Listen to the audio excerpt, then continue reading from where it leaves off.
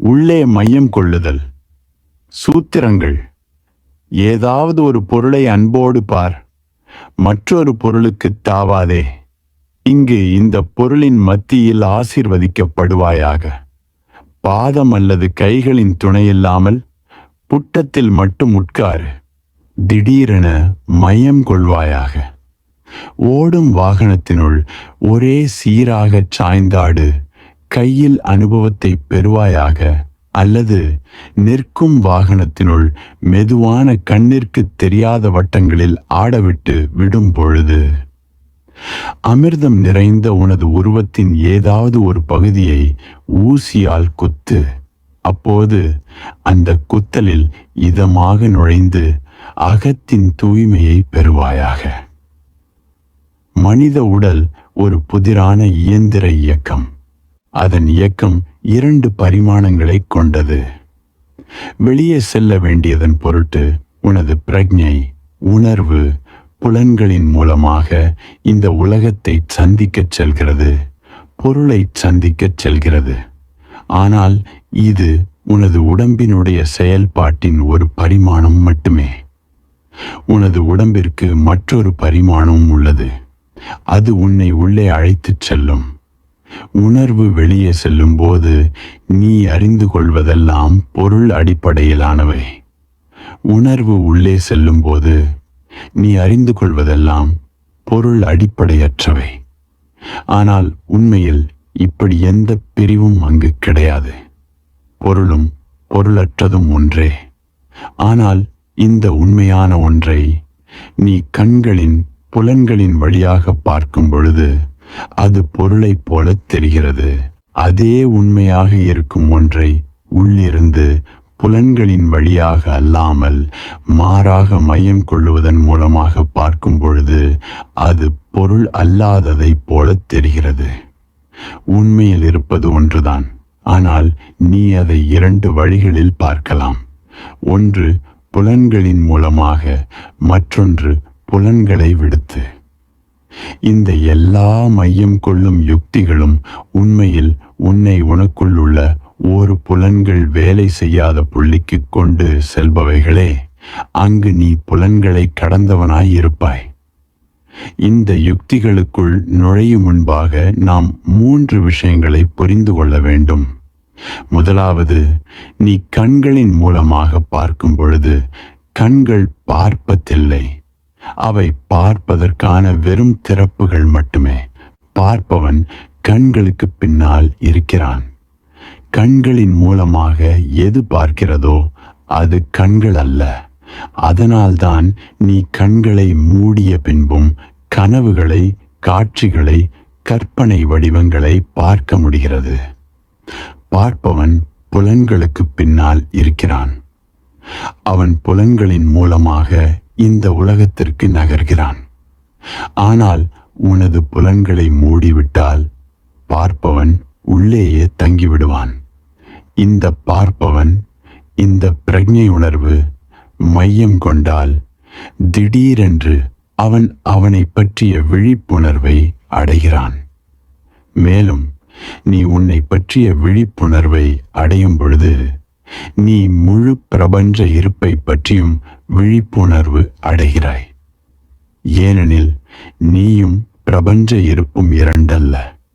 ஆனால் ஒருவன் தன்னை பற்றிய விழிப்புணர்வு அடைய அவன் மையம் கொள்ள வேண்டும்.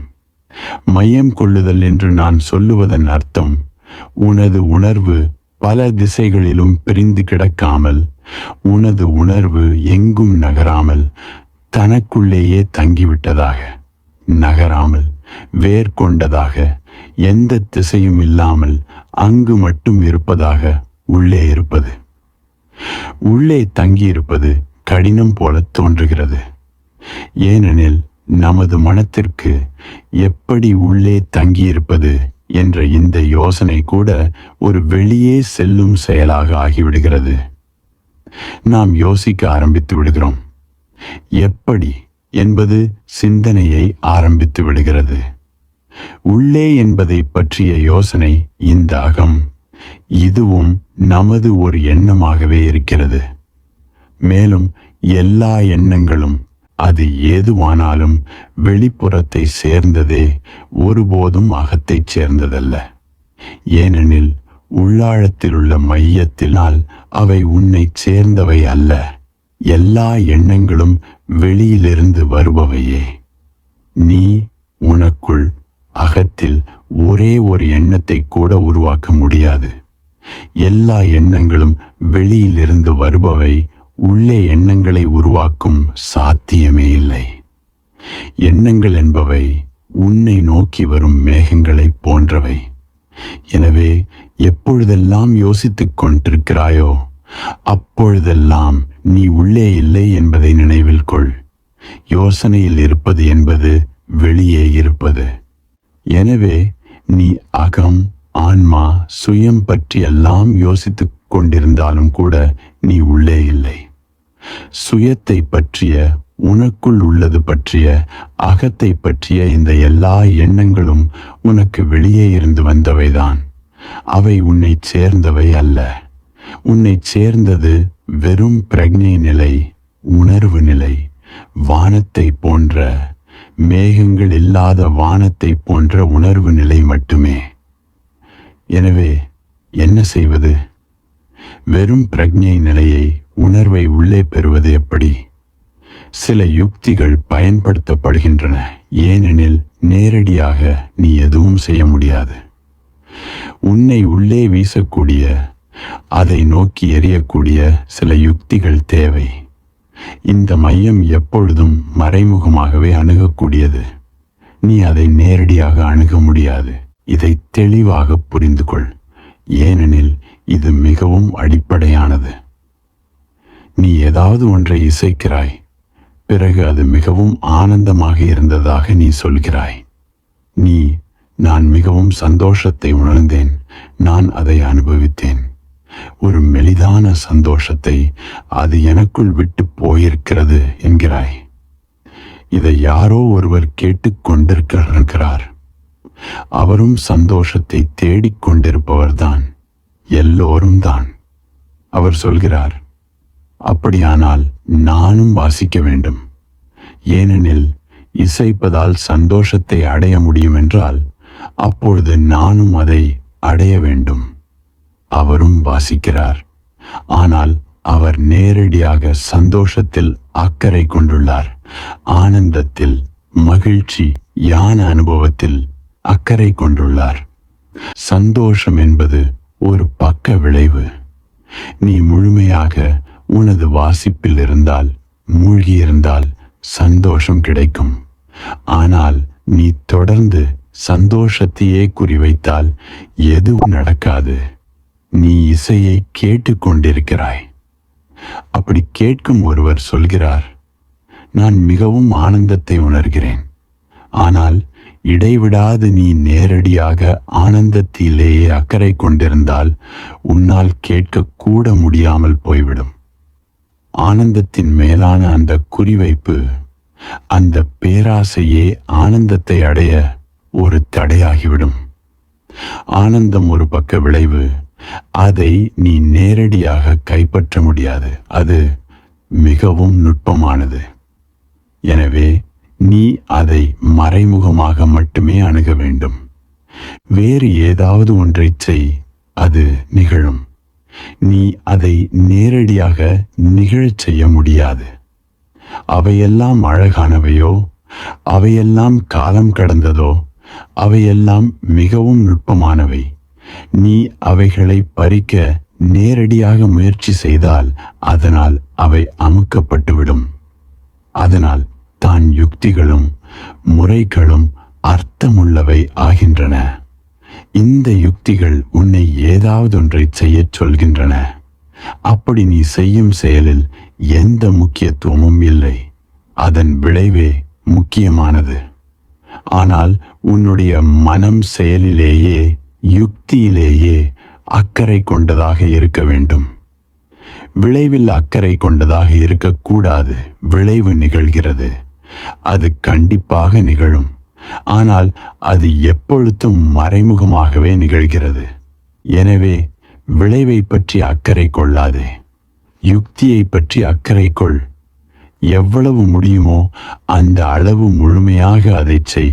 விளைவை பற்றி மறந்துவிடு. அது நிகழ்கிறது, ஆனால் நீயே அது நிகழ ஒரு தடையாக மாறிவிடலாம். நீ விளைவின் மேல் மட்டுமே அக்கறை கொண்டிருந்தால் அப்போது அது ஒருபோதும் நிகழாது. அப்போது அது மிகவும் ஆச்சரியமாக இருக்கிறது. மக்கள் என்னிடம் வந்து சொல்கிறார்கள், தியானம் செய்தால் இப்படி நடக்கும் என்று சொன்னீர்கள். ஆனால் நாங்கள் தியானம் செய்தோம், அப்படி எதுவும் நடக்கவில்லையே.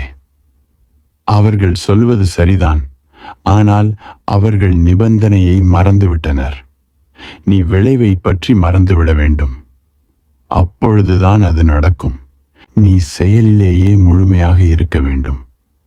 நீ எந்த அளவு அதிகமாக செயலில் இருக்கிறாயோ அந்த அளவு விரைவில் விளைவு நிகழும். ஆனால் அது எப்பொழுதும் மறைமுகமானதுதான். நீ அதை குறித்து பலத்தை பயன்படுத்த முடியாது. நீ அதை குறித்து வன்முறையில் இறங்க முடியாது. அது மிகவும் நுட்பமானது. அதை நீ தாக்க முடியாது. நீ முழுமையாக ஏதாவது ஒன்றில் ஈடுபட்டிருக்கையில், அப்பொழுது உனது உள்வெளி தூய்மையாக எதுவுமற்ற இருக்கையில் அது உன்னிடம் வருகிறது. இந்த யுக்திகள் அனைத்தும் மறைமுகமானவை. ஆன்மீக நிகழ்விற்கான எந்த நேரடியான யுக்தியும் இல்லை. ஒரு பொருளை அன்போடு பார். இப்போது யுக்தி மையம் கொள்வதற்கான 6வது யுக்தி. ஏதாவது ஒரு பொருளை அன்போடு பார். மற்றொரு பொருளுக்கு தாவாதே. இங்கு இந்த பொருளின் மத்தியில் ஆசீர்வதிக்கப்படுவாயாக. நான் இதை திருப்பிச் சொல்ல வேண்டும். ஏதாவது ஒரு பொருளை அன்போடு பார். மற்றொன்றிற்கு தாவாதே. மற்றொரு பொருளுக்கு போகாதே. இங்கு இந்த பொருளின் மத்தியில் ஆசீர்வதிக்கப்படுவாயாக. ஏதாவது ஒரு பொருளை அன்போடு பார். அன்போடு என்பதுதான் சாவி. நீ எப்பொழுதாவது ஏதாவது ஒரு பொருளை அன்போடு பார்த்ததுண்டா? நீ பார்த்ததுண்டு என்று கூட சொல்வாய். ஏனெனில் ஒரு பொருளை அன்போடு பார்ப்பது என்றால் என்ன என்பதே உனக்கு தெரியாது. நீ காமத்தோடு ஒரு பொருளை பார்த்திருக்கலாம், அது வேறு விஷயம். அது முற்றிலும் மாறுபட்டது, நேர் எதிரானது. ஆக முதலில் இந்த வித்தியாசத்தை உணர முயற்சி செய். ஒரு அழகான முகம், ஒரு அழகான உடல், நீ அதை பார்க்கிறாய். நீ அதை அன்போடு பார்ப்பதாக நீ உணர்கிறாய். ஆனால் நீ ஏன் அதை பார்க்கிறாய்? நீ அதிலிருந்து எதையாவது அடைய விரும்புகிறாயா? அப்படியானால் அது காமம், அன்பல்ல. நீ அதை பயன்படுத்தி கொள்ள விரும்புகிறாயா? அப்படியானால் அது காமம், அன்பல்ல. அப்போது உண்மையில் எப்படி இந்த உடம்பை பயன்படுத்துவது, எப்படி அதை சொந்தமாக்கிக் கொள்வது, எப்படி உன்னுடைய சந்தோஷத்திற்கான கருவியாக அந்த உடம்பை மாற்றுவது என்று நீ யோசிக்கிறாய். உன்னுடைய சந்தோஷத்திற்காக ஏதாவதொன்றை எப்படி பயன்படுத்துவது என்பதுதான் காமம். உன்னுடைய சந்தோஷத்தை பற்றி சிறிதும் அக்கறைப்படாதது என்பதுதான் அன்பு. உண்மையில் ஒன்றிடமிருந்து எப்படி எதையாவது பெறுவது என்பது காமம், எப்படி எதையாவது கொடுப்பது என்பது அன்பு. அவை நேர் எதிரானவை. நீ ஒரு அழகான முகத்தை பார்த்து அந்த முகத்தின் மேல் நீ அன்பை உணர்ந்தால், அப்போது அந்த முகத்தை சந்தோஷப்படுத்த எப்படி ஏதாவது செய்வது, அந்த ஆண் அல்லது அந்த பெண் சந்தோஷமடைய எப்படி ஏதாவது செய்வது என்ற உணர்வுதான் உடனடியாக உனது பிரக்ஞையில் ஏற்படும். உன்னை பற்றிய அக்கறை ஏற்படாது, மாறாக அடுத்தவரை பற்றிய அக்கறையே வரும். அன்பில் அடுத்தவரே முக்கியமானவர். காமத்தில் நீயே முக்கியம். எப்படி அடுத்தவரை உனது கருவியாக்குவது என்பதுதான் காமத்தில் உன் யோசனையாக இருக்கும். எப்படி நீயே ஒரு கருவியாக மாறுவது என்பதுதான் அன்பில் உன் யோசனையாக இருக்கும். காமத்தில் நீ மற்றவர்களை பலி கொடுப்பாய். அன்பில் நீ உன்னையே தியாகம் செய்வாய். அன்பின் அர்த்தம் கொடுத்தல், காமத்தின் அர்த்தம் பெறுதல். அன்பு ஒரு சரணாகதி, காமம் ஒரு ஆக்கிரமிப்பு. நீ என்ன பேசுகிறாய் என்று முக்கியமல்ல, காமத்தில் கூட நீ அன்பு மொழியிலேயே பேசுகிறாய். உன்னுடைய பேச்சு மிகவும் அர்த்தம் கொண்டது அல்ல. எனவே அதனால் ஏமாறாதே. உனக்குள் பார். அப்போது நீ உனது வாழ்நாளில் ஒரு முறை கூட எந்த ஒரு ஆளையோ அல்லது பொருளையோ அன்போடு பார்த்தது இல்லை என்பதை புரிந்து கொள்வாய். வேறுபடுத்தி காட்டக்கூடிய இரண்டாவது விஷயம், இந்த சூத்திரம் சொல்கிறது, ஏதாவது ஒரு பொருளை அன்போடு பார். உண்மையில் நீ ஏதாவது ஒரு பருப்பொருளை, உணர்ச்சியற்றதை அன்போடு பார்த்தால் கூட அந்த பொருள் ஒரு ஆளாக ஆகிவிடும். நீ அதை அன்போடு பார்த்தால் உனது அன்புதான் எதையும் ஆளாக மாற்றக்கூடிய சாவி. நீ ஒரு மரத்தை அன்போடு பார்த்தால் அந்த மரம் ஒரு ஆளாக மாறிவிடும். அன்று ஒரு நாள் நான் எனது காரியதரிசி விவேக்கிடம் பேசிக் கொண்டிருந்தேன். அப்பொழுது நான் புது ஆசிரமத்திற்கு போனவுடன் ஒவ்வொரு மரத்திற்கும் பெயர் வைப்போம், ஏனெனில் ஒவ்வொரு மரமும் ஒரு ஆள் என்று அவரிடம் சொன்னேன். ஒரு மரத்திற்கு பெயர் சூட்டியுள்ள யாராவது ஒருவரை பற்றி நீ எப்போதாவது கேள்விப்பட்டிருக்கிறாயா? ஒருவரும் மரத்திற்கு பெயர் வைப்பதில்லை, ஏனெனில் அவற்றின் மேல் ஒருவரும் அன்பு கொள்வதில்லை. அப்படி இல்லாமல் அன்போடு இருந்தால் ஒரு மரம் ஒரு ஆளாக மாறி இருக்கும். அப்பொழுது அது வெறும் கூட்டத்தில் ஒன்றாக இருக்காது, அது தனித்தன்மை பெறும். நீ நாய்களுக்கும் பூனைகளுக்கும் பெயர் வைக்கிறாய். நீ ஒரு நாய்க்கு பெயர் சூட்டி அதை அந்த பெயரிட்டு நீ அழைக்கும் பொழுது அந்த நாய் ஒரு ஆளாக மாறுகிறது. அதன் பின் மற்ற நாய்களைப் போல அது ஒரு வெறும் நாய் அல்ல, அதற்கென்று ஒரு முகம் இருக்கிறது. நீ ஒரு ஆளை உருவாக்கி இருக்கிறாய். நீ எப்பொழுதெல்லாம் ஏதாவது ஒன்றை அன்போடு பார்க்கிறாயோ அப்பொழுதெல்லாம் அது ஒரு ஆளாக மாறுகிறது. இதற்கு மாறுபட்டதும் உண்மை.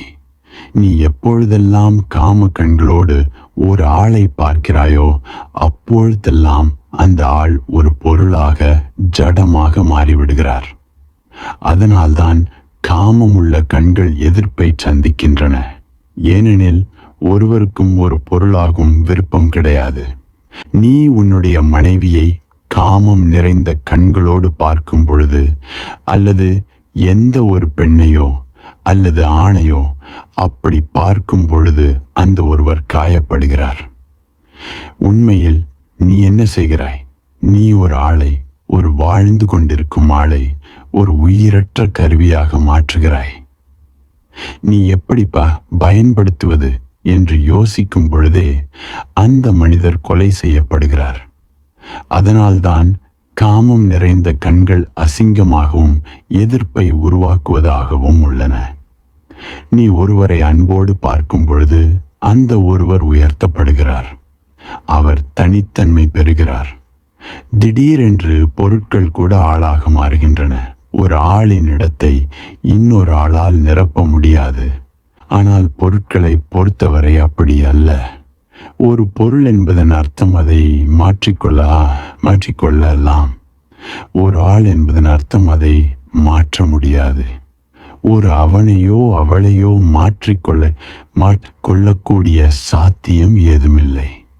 ஒரு ஆள் தனித்தன்மை கொண்டவன், ஒரு பொருள் தனித்தன்மை கொண்டது அல்ல.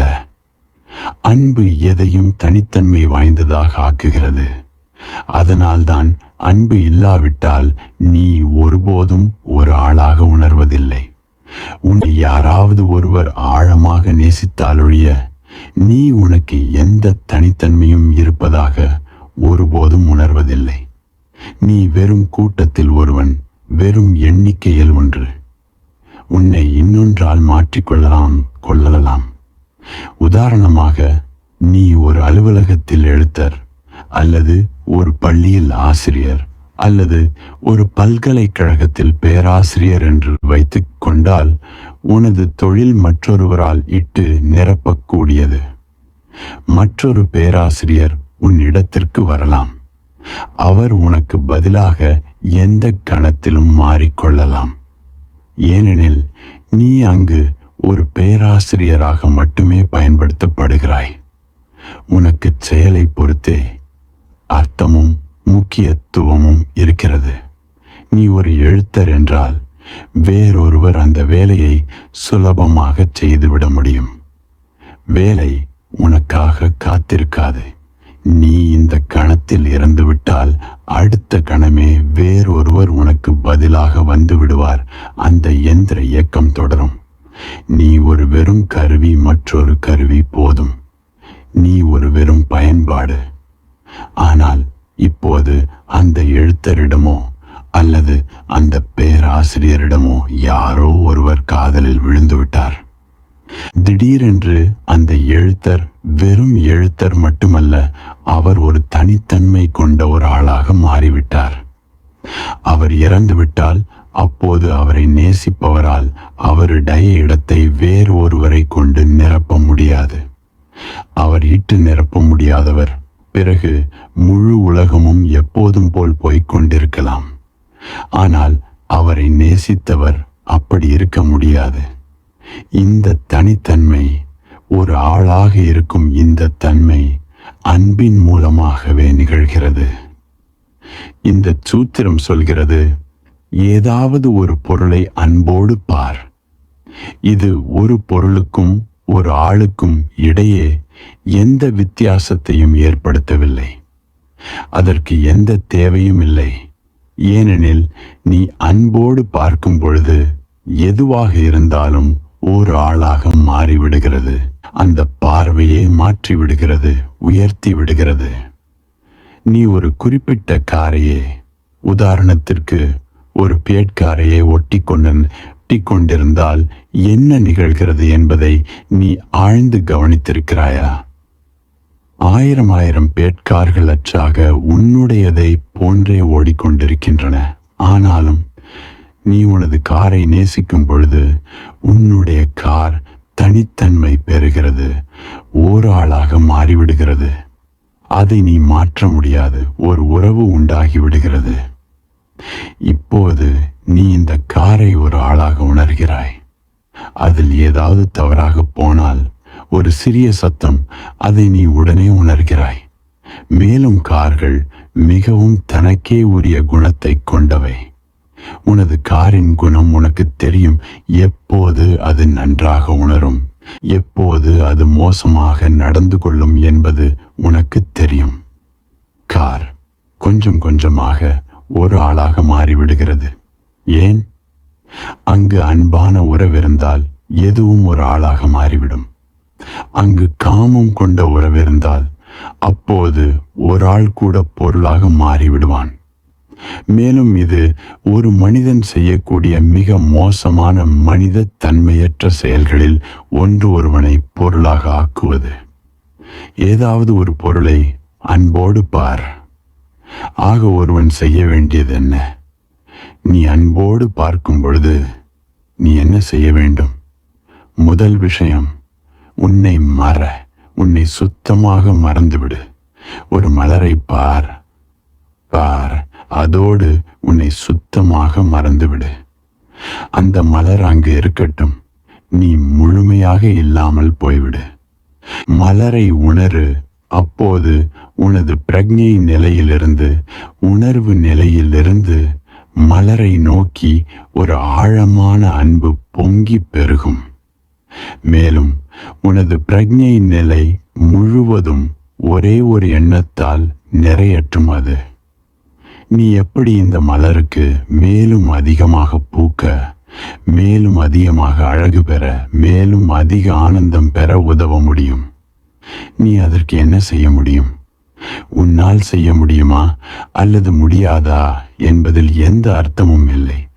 அது முக்கியமற்றது.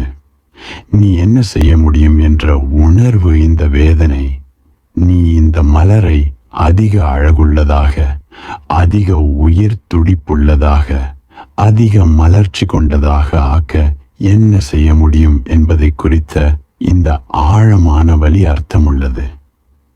இந்த எண்ணம் உனது முழு இருப்பிலும் வியாபிக்கட்டும். உன்னுடைய உடம்பின் ஒவ்வொரு நரம்பும் மனமும் இந்த உணர்வு கொள்ளட்டும். நீ ஒரு பரவசத்திற்கு எடுத்துச் செல்லப்படுவாய். மேலும் அந்த மலர் ஓர் ஆளாக மாறிவிடும். மற்றொரு பொருளுக்கு தாவாதே. நீ தாவ முடியாது. நீ ஒரு அன்பான உறவில் இருந்தால் நீ போகவோ தாவவோ முடியாது. நீ யாரோ ஒருவரை நேசித்தால் அப்போது நீ முழு உலகத்தையும் மறந்து விடுவாய். ஒரே ஒரு முகமே நினைவில் இருக்கும். உண்மையில் நீ வேறு யாரையுமே காண முடியாது. நீ ஒரே ஒரு முகத்தையே காண்பாய். மற்ற எல்லோரும் இருக்கிறார்கள், ஆனால் அவர்கள் அடியில் போய்விட்டார்கள். உனது பிரக்ஞை நிலையின் எல்லை கோட்டிற்கு போய்விட்டார்கள். அவர்கள் இல்லை. அவர்கள் வெறும் நிழல்களாகிவிட்டார்கள். ஒரே ஒரு முகமே நிலைத்திருக்கிறது. நீ யாராவது ஒருவரை நேசித்தால் பிறகு அந்த முகம் மட்டுமே தங்கி இருக்கும். எனவே நீ விலகி போக முடியாது. மற்றொரு பொருளிடம் போகாதே. ஒன்றுடனேயே தங்கிவிடு.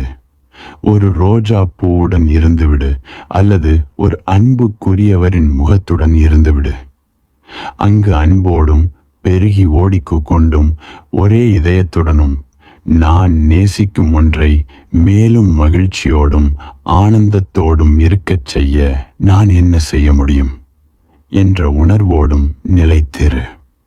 இங்கு அந்த பொருளின் நடுவில் ஆசீர்வதிக்கப்படுவாயாக. அப்படி நிலைத்திருக்கையில் நீ இல்லாமல் ஆகிவிடுவாய். உன்னை பற்றிய அக்கறை சிறிதும் இருக்காது. சுயநலம் இருக்காது. உனது சந்தோஷத்திற்காக, உனது உயர்வுக்காக யோசிக்க மாட்டாய். நீ உன்னை முழுவதுமாக மறந்துவிட்டாய். மேலும் நீ மற்றொருவருக்காகவே யோசித்துக் கொண்டிருக்கிறாய். அந்த மற்றொன்று உனது அன்பின் மையமாகிவிட்டது. உனது பிரக்ஞை நிலை, உனது உணர்வு நிலை அந்த மற்றொன்றை நோக்கி ஓடிக்கொண்டிருக்கிறது. ஆழமான கருணையுடன், ஆழமான அன்பு உணர்வுடன் நீ நான் நேசிப்பவரை ஆனந்தமடையச் செய்ய என்னால் என்ன செய்ய முடியும் என்று யோசிக்கிறாய். இந்த நிலையில் திடீரென்று இங்கு அந்த பொருளின் மையத்தில் ஆசீர்வதிக்கப்படுவாயாக. திடீரென்று ஒரு பக்க விளைவாக ஆசீர்வதிக்கப்படுகிறாய். திடீரென்று நீ மையம் கொள்கிறாய். இது பார்ப்பதற்கு முரண்பட்டதாக தெரிகிறது. ஏனெனில் இந்த சூத்திரம் உன்னை சுத்தமாக மறந்துவிடச் சொல்லுகிறது. சுய மையம் கொள்ளாதே என்கிறது. மற்றொன்றிடம் முழுமையாக போய்விடச் சொல்லுகிறது. புத்தர் தொடர்ந்து இதை சொல்லிக் கொண்டிருந்தாராம். அதாவது, நீ பிரார்த்தனை செய்யும் பொழுதெல்லாம் மற்றவர்களுக்காகவே பிரார்த்தனை செய். ஒருபோதும் உனக்காக செய்யாதே. அப்படி இல்லாவிடில் பிரார்த்திப்பதில் எந்த பயனும் இல்லை. ஒரு மனிதன் புத்தரிடம் வந்து சொன்னான், நான் உங்கள் போதனைகளை ஏற்றுக்கொள்கிறேன். ஆனால் ஒன்றை மட்டும் ஏற்றுக்கொள்வது மிகவும் கடினமாக இருக்கிறது. நீங்கள் சொல்கிறீர்கள், எப்பொழுதெல்லாம் நாங்கள் பிரார்த்தனை செய்கிறோமோ அப்பொழுதெல்லாம் நாங்கள் எங்களை பற்றி நினைக்கக்கூடாது. நாங்கள் எங்களுக்காக எதுவும் கேட்கக்கூடாது. நாங்கள் எனது பிரார்த்தனையின் பலன் எதுவாக இருந்தாலும் அது எல்லோருக்கும் கிடைக்கட்டும். ஆசீர்வதிக்கப்படுவது நிகழ்ந்தால் அதுவும் எல்லோருக்கும் கிடைக்கட்டும் என்று சொல்ல வேண்டும். அந்த மனிதன் மேலும் சொன்னான், இதை ஏற்றுக்கொள்கிறேன். ஆனால் நான் ஒரே ஒரு மாறுதலை மட்டும் செய்து கொள்ள முடியுமா? எனது பக்கத்து வீட்டில் இருப்பவனை மட்டும் சேர்க்கக்கூடாது. அவன் என் எதிரி. இந்த ஆசீர்வாதம் எனது பக்கத்து வீட்டுக்காரனை தவிர எல்லோருக்கும் கிடைக்கட்டும். உனது பிரார்த்தனை பயனற்றது. அதிலிருந்து எந்த பலனும் வராது. நீ எல்லோருக்கும் கொடுக்க தயாராகாத வரை நீ எல்லோருக்கும் கொடு. அப்போது எல்லோருடையதும் உன்னுடையதும் ஆகும். அன்பில் நீ உன்னை மறக்க வேண்டும். இது முரண்பட்டதாக தெரிகிறது. பின் எப்படி எங்கு மையம் கொள்ளுதல் நிகழும்? முழுவதுமாக மற்றவர்களை பற்றி அக்கறையுடன், மற்றவர்களின் மகிழ்ச்சியுடன் நீ உன்னை முழுவதுமாக மறந்து மற்றவர் மட்டுமே அங்கு இருக்கும் பொழுது திடீரென்று நீ ஆனந்தத்தில் நிறைவாய் ஆசீர்வதிக்கப்படுவாய். ஏன்? ஏனெனில் நீ உன்னை பற்றி அக்கறை கொள்ளாமல் இருக்கும் பொழுது நீ எதுவும் இல்லாமல் வெற்றிடமாக ஆகிவிடுகிறாய். உள்வெளி உருவாக்கப்படுகிறது. உனது மனம் மற்றொருவரை பற்றி முழுதாக அக்கறை கொண்டிருக்கும் பொழுது நீ உள்ளே மனமற்றவனாக ஆகிவிடுகிறாய். அப்போது உள்ளே எந்த எண்ணங்களும் இருப்பதில்லை. மேலும் அப்போது நான் எப்படி உதவ முடியும், நான் எப்படி அதிக இன்பத்தை உருவாக்கி கொடுக்க முடியும், மற்றொருவரை எப்படி அதிக சந்தோஷப்படுத்த முடியும் என்ற எண்ணமும் தொடர்ந்து இருக்க முடியாது. ஏனெனில் உண்மையில் நீ செய்யக்கூடியது எதுவும் இல்லை. இந்த எண்ணம் ஒரு முற்றுப்புள்ளியாக மாறிவிடும். நீ செய்யக்கூடியது எதுவும் இல்லை. நீ என்ன செய்ய முடியும்? நீ என்ன செய்ய முடியும் என்று நீ யோசித்தால் நீ இன்னும் உன்னை பற்றியே யோசித்து கொண்டிருக்கிறாய். உன் அகந்தை இன்னும் இருக்கிறது. ஒரு பொருளின் மேல் அன்பு வைத்து விட்டால் ஒருவன் முழுதும் உதவியற்றவனாக ஆகிவிடுவான். இதை நினைவில் கொள். நீ எப்பொழுதெல்லாம் ஒருவரை நேசிக்கிறாயோ அப்பொழுதெல்லாம் நீ முழுதும் உதவியற்றவனாக, எதற்கும் உதவாதவனாக உணர்வாய். இதுதான் அன்பின் வேதனை. என்ன செய்யலாம் என்று ஒருவனால் உணர முடியாது. அவன் எல்லாவற்றையும் செய்ய விரும்புகிறான். அவன் இந்த முழு அண்டத்தையும் தான் அன்பு காட்டுபவருக்கு கொடுக்க விரும்புகிறான். ஆனால் அவனால் என்ன செய்ய முடியும்? இதை செய்யலாம் அல்லது அதை செய்யலாம் என்று உன்னால் சிந்திக்க முடிந்தால் நீ இன்னும் அன்பான உறவு கொள்ளவில்லை. அன்பு சிறிதும் உதவ முடியாதது, முற்றிலும் கையாலாகாதது. ஆனால் அந்த உதவ முடியாத தன்மைதான் அழகு. ஏனெனில் அந்த உதவ முடியாத தன்மையில்தான் நீ சரணாகதி அடைகிறாய். யாராவது ஒருவரை நேசி, அப்போது நீ எந்த உதவியும் மற்றவனாக உணர்வாய். யாரையாவது வெறுத்தால் அப்போது நீ ஏதாவது செய்ய முடியும். யாரையாவது நேசித்தால் அப்போது நீ முழுவதும் எந்த விதத்திலும் உதவ முடியாதவனாக இருப்பாய். ஏனெனில் உன்னால் என்ன செய்ய முடியும்? நீ செய்வது எதுவாயிருந்தாலும் அது முக்கியமற்றதாக, அர்த்தமற்றதாக தெரியும். அது ஒருபோதும் திருப்தியாக இருக்காது. எதுவும் செய்ய முடியாது, மேலும் எதுவும் செய்ய முடியாது என்று ஒருவர் உணரும்போது ஒருவர் எதுவும் உதவ முடியாதவராக தன்னை உணர்கிறார். ஒருவர் எல்லாவற்றையும் செய்ய விரும்பி ஆனால் எதுவுமே செய்ய முடியாது என்று உணரும்போது மனம் நின்று விடுகிறது. இந்த உதவ முடியாத தன்மையில் சரணாகதி நிகழ்கிறது. நீ வெற்றிடமாயிருக்கிறாய். அதனால்தான் அன்பு ஒரு ஆழமான தியானமாகிறது. உண்மையில் நீ யாராவது ஒருவரை நேசித்தால் வேறு எந்த தியானமும் தேவையில்லை. ஆனால் எவருமே அன்பாயிருப்பதில்லை. எனவே தான் 112 முறைகள் தேவைப்படுகின்றன. மேலும் இவை கூட போதுமானதாக இல்லாமல் இருக்கலாம். அன்றொரு நாள் இங்கு ஒருவர் இருந்தார். அவர் என்னிடம் சொன்னார், இது எனக்கு மிகவும் நம்பிக்கை அளிக்கிறது. நான் முதல் தடவையாக உங்களிடமிருந்து 112 முறைகள் இருக்கின்றன என்பதை கேட்டேன். இது எனக்கு மிகவும் நம்பிக்கை அளிப்பதாய் உள்ளது. ஆனாலும் மனத்தின் எங்கோ ஓரிடத்தில் ஒரு தன்னிறக்கம் வருகிறது. வெறும் 112 முறைகள் மட்டும்தானா? மேலும் இந்த 112 முறைகளும் எனக்கு வேலை செய்யவில்லை என்றால் பிறகு அங்கே ஒரு 113வது இல்லையா? அவர் சொல்வது சரிதான். அவர் சரிதான். இந்த 112 முறைகளும் உனக்கு வேலை செய்யவில்லை என்றால் அதன் பின் போவதற்கு இடமில்லை. எனவே அவர் சொல்வதைப் போல நம்பிக்கைக்கு பின் ஒரு தன்னிறக்கமும் வருகிறது. ஆனால் உண்மையில் முறைகள் தேவைப்படுகின்றன. ஏனெனில் அடிப்படையான முறை இல்லாமல் போய்விட்டது. நீ அன்பு கொள்ள முடிந்தால் எந்த முறையும் தேவையில்லை. அன்பே மிக உயர்ந்த முறை. ஆனால் அன்பு கடினமானது, ஒரு விதத்தில் சாத்தியமில்லாதது. அன்பு என்பது உன்னை உனது பிரக்ஞை நிலைக்கு வெளியே தள்ளிவிடுவது. மேலும் அந்த இடத்தில் உனது அகந்தை இருந்து வந்த அந்த இடத்தில் வேறு யாரோ ஒருவரை இருக்க வைப்பது. உனக்கு பதிலாக வேறு யாரோ ஒருவரை வைப்பது என்பதுதான் அன்பு. ஏதோ இப்பொழுது நீ இல்லாமல் போய்விட்டது போலவும் அடுத்தவர் மட்டுமே இருப்பது போலவும் ஆவதுதான் அன்பு. ஜீன் பால்சாத்திரே சொல்கிறார், அடுத்தவர் தான் நரகம். அவர் சொல்வது சரிதான். அவர் சரிதான். ஏனெனில் அடுத்தவர் உனக்கு நரகத்தை மட்டுமே உண்டாக்குகிறார். ஆனால் அவர் தவறும் கூட. ஏனெனில் அடுத்தவர் நரகமாக முடியும் என்றால் அடுத்தவர் சொர்க்கமும் ஆக முடியும். நீ காமத்தின் அடிப்படையில் வாழ்ந்தால் அடுத்தவர் ஒரு நரகம்தான். ஏனெனில் அப்பொழுது நீ அந்த ஆளை கொல்ல பார்க்கிறாய். நீ அந்த ஆளை ஒரு பொருளாக ஆக்க முயற்சி செய்கிறாய். அப்போது அந்த ஆளும் அதையே திரும்பிச் செய்வான். உன்னை ஒரு பொருளாக்க முயற்சி செய்வான். அப்பொழுது அது நரகத்தை உருவாக்குகிறது.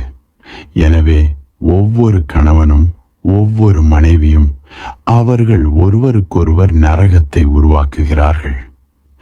ஏனெனில் ஒவ்வொருவரும் அடுத்தவரை சொந்தமாக்கிக் கொள்ள, உடைமையாக்கிக் கொள்ள முயற்சிக்கின்றனர். பொருட்களை மட்டுமே உடைமையாக்கிக் கொள்ள முடியும், மனிதர்களிடம் ஒருபோதும் முடியாது. ஒரு ஆள் உன்னை உடைமையாக்கிக் கொள்ளலாம், உன்னை ஒரு பொருளாக மாற்றிவிடலாம். ஆனால் நீ ஒரு ஆளை உடைமையாக்கிக் கொள்ள ஒருபோதும் ஓத முடியாது. ஒரு பொருளை மட்டுமே உடைமையாக்கிக் கொள்ள முடியும். ஆனால் நீ ஆட்களை உடைமையாக்கிக் கொள்ள முயற்சிக்கிறாய்.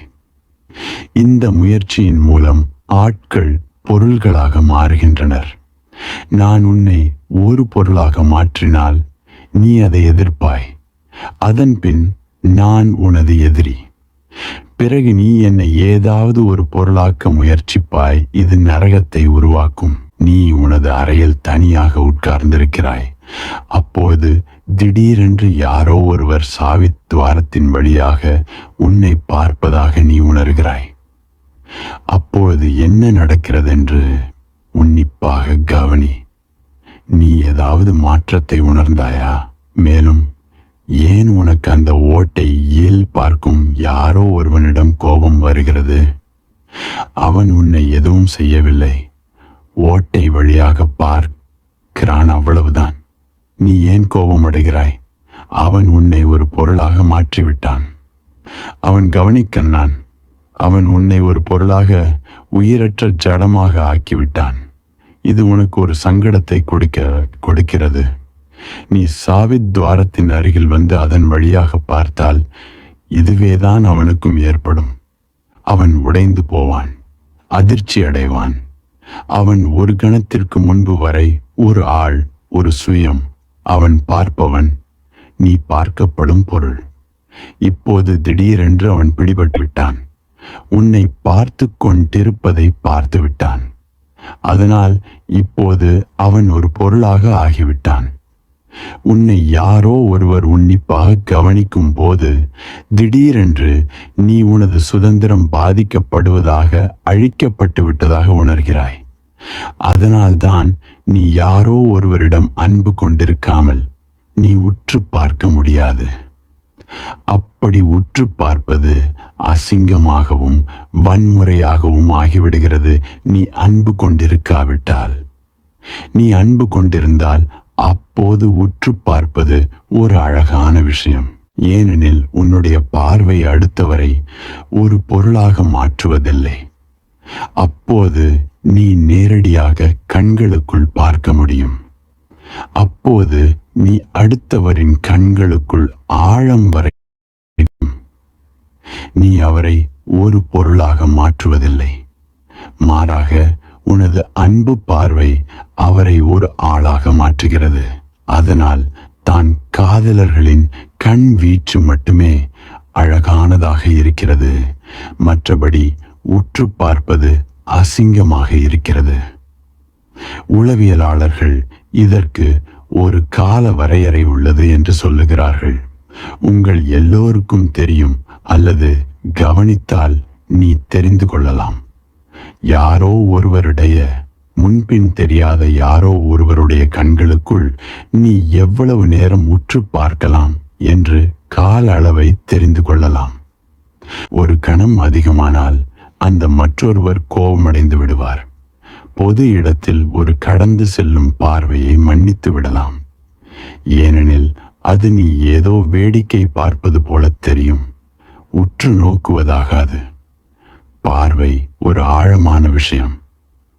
நான் கடந்து செல்லும் போது உன்னை பார்ப்பது என்பதால் எந்த உறவும் ஏற்படுவதில்லை. அல்லது நான் கடந்து செல்கிறேன், அப்போது நீ பார்க்கிறாய், நான் கடப்பதை பார்க்கிறாய். இதில் எந்த தவறும் இல்லை. இது சரி. ஆனால் நீ திடீரென்று எழுந்து நின்று என்னை பார்த்தால் நீ என்னை கவனிப்பவனாகிறாய். அப்போது உன்னுடைய பார்வை என்னை பாதிக்கும். மேலும் நான் அவமானமாக உணர்வேன். நீ என்ன செய்கிறாய்? நான் ஒரு ஆள், ஒரு பொருள் அல்ல. இப்படி பார்ப்பது சரியல்ல. இந்த காரணத்தினாலேயே ஆடைகள் மிக அர்த்தம் உள்ளவை ஆகிவிட்டன. நீ யாராவது ஒருவரை நேசித்தால் மட்டுமே நீ சுலபமாக நிர்வாணமாக இருக்க முடியும். ஏனெனில் நீ நிர்வாணமாகும் கணத்திலேயே உன்னுடைய முழு உடம்பும் பார்க்கக்கூடியதாக ஆகிவிடுகிறது. யாராவது ஒருவர் உனது முழு உடம்பையும் பார்க்க முடியும். அப்போது அவர் உன்னிடம் அன்பு கொள்ளாதவராய் இருந்தால் அவரது கண்கள் உனது முழு உடம்பையும் உன்னுடைய முழு இருப்பையும் ஒரு பொருளாக மாற்றிவிடும்.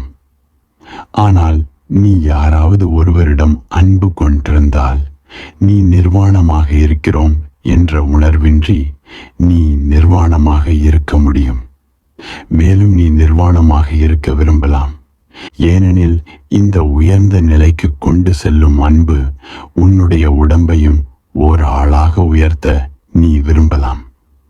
எப்பொழுதெல்லாம் நீ யாரோ ஒருவரை ஒரு பொருளாக நீ மாற்றுகின்றாயோ அப்பொழுதெல்லாம் அந்த செயல் ஒழுக்கக்கேடானது. ஆனால் நீ அன்பால் நிறைந்திருந்தால் எந்த பொருளுடன் நீ அன்பு நிறைந்து இருக்கும் கணத்திலும் இந்த நிகழ்வு, இந்த ஆசீர்வாதம் சாத்தியமானது. இது நிகழும். இந்த பொருளின் மத்தியில் ஆசீர்வதிக்கப்படுவாயாக. திடீரென்று நீ உன்னை மறந்து விட்டாய். மற்றொருவர் அங்கிருக்கிறார். அப்போது சரியான நேரம் வருகையில் நீ அங்கு இல்லாமல் போகையில், முற்றிலும் இல்லாமல் போகையில் அந்த மற்றொருவரும் இல்லாமல் போய்விடுவார். அப்போது இருவருக்கிடையில் ஆசீர்வதிக்கப்படுதல் நிகழ்கிறது. இதையே காதலர்கள் உணர்கிறார்கள். இந்த ஆசீர்வதித்தலும் ஒரு அறியாத தன்னுணர்வற்ற தியானத்தினாலேயே கிடைக்கிறது. இரண்டு காதலர்கள் இருக்கும் பொழுது கொஞ்சம் கொஞ்சமாக அவர்கள் இருவரும் இல்லாமல் போகிறார்கள். ஒரு தூய்மையான இருப்பு நிலை மட்டுமே மிஞ்சியிருக்கிறது. எந்த அகந்தைகளும் இல்லாமல், எந்த பூசல்களும் இல்லாமல், வெறும் ஒரு பரிமாற்றம். அந்த பரிமாற்றத்தில் ஒருவன் ஆனந்தத்தை, பரவசத்தை உணர்கிறான். மற்றொருவரால் இந்த ஆனந்தம் உனக்கு கொடுக்கப்படுகிறது என்று தவறாக கருதப்படுகிறது.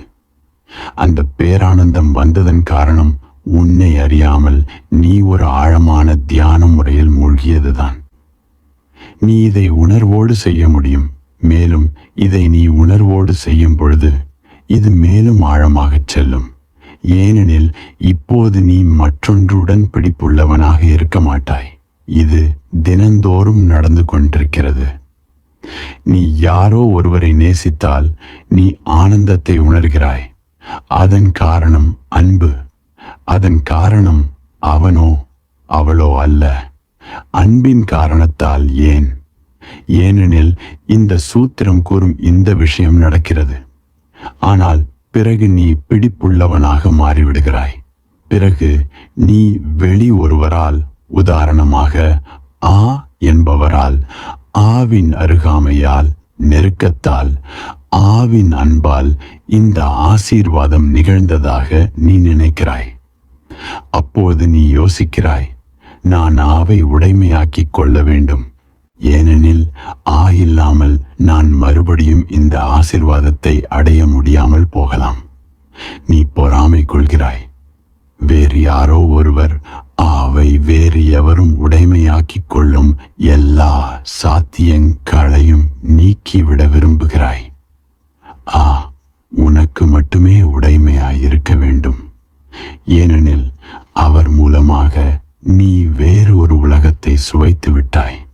ஆனால் நீ உடைமையாக்கிக் கொள்ள முயற்சிக்கும் கணத்திலேயே நீ முழு அழகையும் முழு நிகழ்வையும் அழித்து விடுவாய். அன்பு கொண்டவரை உடைமையாக்கும் பொழுதே அன்பு போய்விட்டது. பிறகு அன்பு கொண்டவர் வெறும் ஒரு பொருள்தான். நீ அதை பயன்படுத்தலாம், ஆனால் ஒருபோதும் அந்த ஆசீர்வாதம் திரும்ப வராது. ஏனெனில் அந்த ஆசீர்வாதம் அடுத்தவர் ஒரு ஆளாக இருக்கும்போது வருவது. அந்த அடுத்த ஆள் உருவாக்கப்பட்டவர், ஏற்படுத்தப்பட்டவர். அடுத்தவரிடம் நீயே ஆளை உருவாக்கினாய். அந்த அடுத்தவரே உன்னிடம் ஆளை உருவாக்கினார். இருவரும் பொருள் அல்ல, இருவரும் அகத்தின் சந்திப்பு. இரு ஆட்களின் சந்திப்பு ஓர் ஆள் மற்றும் ஒரு பொருள் சந்தித்துக் கொள்வதல்ல. ஆனால் நீ உடைமையாக்கிக் கொள்ளும் கணமே இது சாத்தியமற்றதாகிவிடும். மேலும் மனம் உடைமையாக்கிக் கொள்ளவே முயற்சிக்கும். ஏனெனில் மனம் பேராசையின் அடிப்படையிலேயே யோசிக்கும். ஒரு நாள் ஆனந்தம் நிகழ்ந்தது, எனவே அது எனக்கு தினமும் நடக்க வேண்டும். அதற்கு நான் கண்டிப்பாக உடைமையாக்கிக் கொள்ள வேண்டும். ஆனால் இந்த பேரானந்தம் உடைமையற்ற தன்மையாலேயே நிகழ்ந்தது. மேலும் இந்த பேரானந்தம் நிகழ்வதற்கு காரணம் உண்மையில் அடுத்தவர் அல்ல, உன்னாலேயே இது நிகழ்ந்தது. இதை நினைவில் கொள். பேரானந்தம் உன்னால் ஏற்படுகிறது. நீ அடுத்தவரிடம் அந்த அளவு மூழ்கியிருப்பதால் பேரானந்தம் நிகழ்கிறது. அது ஒரு ரோஜா பூவுடன் ஏற்பட முடியும், அது ஒரு பாறையுடன் ஏற்பட முடியும், அது மரங்களுடன் ஏற்பட முடியும், அது எதனுடனும் ஏற்பட முடியும். அது ஏற்படும் சூழலை ஒரு முறை நீ அறிந்துவிட்டால் அது எங்கு வேண்டுமானாலும் நிகழ முடியும். நீ இல்லாமல் போவதை நீ அறியும் பொழுது மேலும் ஆழமான அன்பில் உனது உணர்வு நிலை. அடுத்தவரிடம் போய்விட்ட போது ஒரு மரத்திடம், ஆகாயத்திடம், ஒரு நட்சத்திரத்திடம், ஏதாவது ஒன்றிடம் உனது முழு உணர்வும் அடுத்தவரை நோக்கியதாக இருக்கும் பொழுது அது உன்னை விட்டு விடுகிறது. அது உன்னை விட்டுவிட்டு சென்று விடுகிறது. அந்த உனது சுயமில்லாத நிலையில் ஆசீர்வாதம் இருக்கிறது. 19வது, உனது புட்டத்தில் மட்டும் உட்காரு. 7வது மையம் கொள்ளும் யுக்தி. பாதம் அல்லது கைகளின் துணை இல்லாமல் புட்டத்தில் மட்டும் உட்காரு. திடீரென மையம் கொள்வாயாக. இந்த யுக்தி சைனாவில் பல நூற்றாண்டுகளாக தாவோவினரால் பயன்படுத்தப்பட்டு வருகிறது. இது ஒரு ஆச்சரியமான யுக்தி, மிகவும் எளிதானவற்றில் ஒன்று. இதை முயற்சி செய். பாதம் அல்லது கைகளின் துணை இல்லாமல் புட்டத்தில் மட்டும் உட்காரு. திடீரென மையம் கொள்வாயாக. செய்ய வேண்டியது என்ன? உன்னிடம் 2 விஷயங்கள் இருக்க வேண்டும். முதலில் மிகவும் நுட்பமான உணர்வுடைய உடல். அது உனக்கு கிடையாது. உன்னிடம் இறந்த உடலே இருக்கிறது. அது ஒரு சுமையாக நீ வைத்து கொண்டிருக்கிறாய். நுட்பமான உணர்ச்சியுடையதல்ல அது. முதலில் உனது உடலை நுண்ணிய உணர்ச்சியுடையதாக ஆக்க வேண்டும். இல்லாவிட்டால் இந்த யுக்தி வேலை செய்யாது. எனவே முதலில் நான் உனது உடம்பை அதிக உணர்வுடையதாக ஆக்குவது பற்றி சொல்கிறேன். குறிப்பாக உனது புட்டத்தை.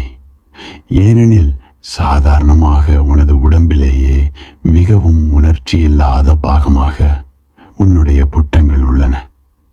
அவை அப்படித்தான் இருந்தாக வேண்டும். ஏனெனில் நீ நாள் முழுவதும் உனது புட்டங்களின் மேல் உட்கார்ந்து கொண்டிருக்கிறாய். அவை மிகவும் உணர்வோடு இருந்தால் இது சிரமமாகிவிடும். எனவே உனது புட்டங்கள் உணர்ச்சியற்று உள்ளன. அவை அப்படி இருக்க வேண்டியுள்ளது. பாதத்தின் அடித்தோலை போல இவை உணர்ச்சியற்று உள்ளன. தொடர்ந்து அவற்றின் மேல் உட்கார்ந்திருக்கிறாய். நீ ஒருபோதும் உனது புட்டங்களின் மீது உட்கார்ந்திருப்பதை உணர்வதில்லை. இதற்கு முன் எப்போதாவது இதை நீ உணர்ந்திருக்கிறாயா? இப்போது நீ உனது புட்டங்களின் மீது உட்கார்ந்திருப்பதை உணர முடியும். ஆனால் இதற்கு முன்பு நீ இதை ஒருபோதும் உணரவில்லை. நீ உனது புட்டங்களின் மீது உன் வாழ்நாள் முழுவதும் உட்கார்ந்து கொண்டிருக்கிறாய், ஒருபோதும் அதை பற்றிய விழிப்புணர்வு கொள்ளாமல். அவற்றின் வேலை அப்படி. அவை மிகவும் உணர்ச்சியுடையதாக இருக்க முடியாது. எனவே முதலில் நீ அவற்றை நுட்ப உணர்வுடையதாக ஆக்க வேண்டும். ஒரு மிகவும் சுலபமான முறையை முயற்சி செய். மேலும் இந்த முறையை உடம்பின் எந்த பாகத்திற்கும் செய்யலாம். அப்போது உடல் நுட்ப உணர்வுடையதாக, அதிக உணர்வுடையதாக மாறும். ஒரு நாற்காலியில் உட்கார், தளர்வாக உட்கார். பின் உனது கண்களை மூடு. உனது இடது கையை அல்லது வலது கையை உணரு. ஏதாவது ஒன்றை. உனது கையை உணரு. முழு உடம்பையும் மறந்துவிடு. வெறும் இடது கையை மட்டும் உணரு. நீ அதை அதிகமாக உணரும் அளவு அது அதிக பளுவாக மாறும். தொடர்ந்து இடது கையை உணரு. முழு உடம்பையும் மறந்துவிட்டு தொடர்ந்து இடது கையையே உணரு. நீ வெறும் இடது கை மட்டும்தான் என்பது போல. அந்த கை மேலும் மேலும் பழுவானதாக ஆகிக்கொண்டே போகும். அது தொடர்ந்து பழுவானதாக ஆகிக்கொண்டே இருக்கையில் நீ அதை மேலும் மேலும் பழுவானதாக உணர்ந்து கொண்டே போ. அப்போது கையில் என்ன நிகழ்கிறது என்று உணர முயற்சி செய். எந்த உணர்ச்சியாயிருந்தாலும் குறித்துக்கொள். எந்த உணர்ச்சி, எந்த குலுக்கல், எந்த சிறிய அசைவானாலும் இது நிகழ்ந்து கொண்டிருக்கிறது என்று உன் மனத்தில் குறித்துக்கொள். மேலும் இதை தினந்தோறும் குறைந்தது 3 வாரங்களுக்கு இடைவிடாமல் செய்து வா. பகலில் ஏதோ ஒரு நேரத்தில் 10 நிமிடம் 15 நிமிடங்களுக்கு இதை செய்.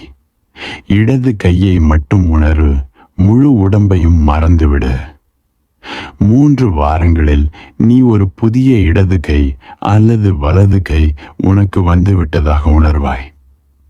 அது அந்த அளவு நுட்பமான உணர்வோடு இருக்கும்.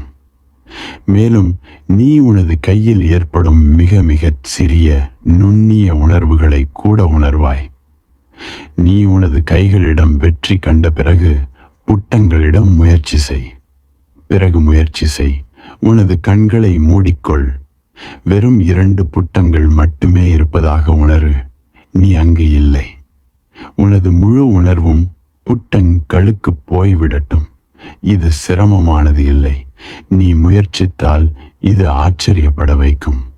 மேலும் இதனால் உடம்புக்கு வரும் உயிர் துடிப்பு உணர்வே மிகவும் ஆனந்தமானது.